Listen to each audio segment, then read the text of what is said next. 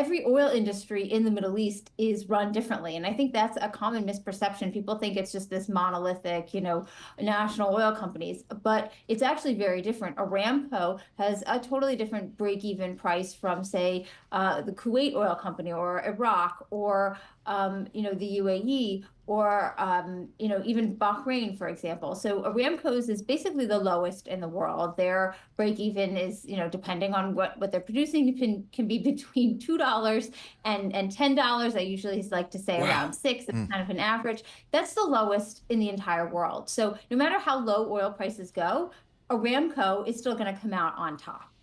Now, that's different from the price that the Saudi government would like oil to be at to balance their budget, which I think is really a totally useless figure. People like to bring this out. The IMF likes to talk about it, but that really doesn't influence the Saudi government all that much because the Saudi government isn't selling oil. Aramco sells oil. The Saudi government gets revenue from that oil and those oil sales, but they're not actually selling it.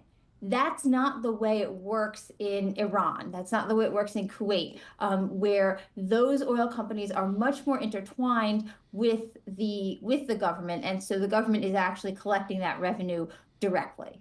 And so their price point, their break-even points are higher, and they needed a higher price for Mm. their budget as well.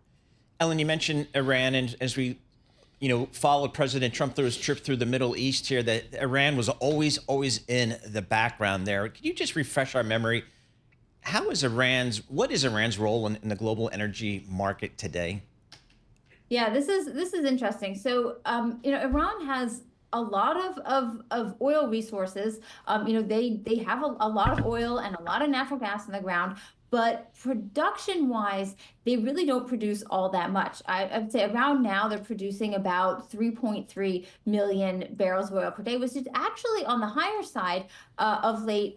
In 2020, they were down below three. Really, I think at the height in the past decade, they were producing about 4 million barrels a day. So that's not all that big. If we were compared to Saudi Arabia, to the United States producing 13 million Yeah. barrels of oil today. So while they have a lot of resources, they're not producing that much oil right now.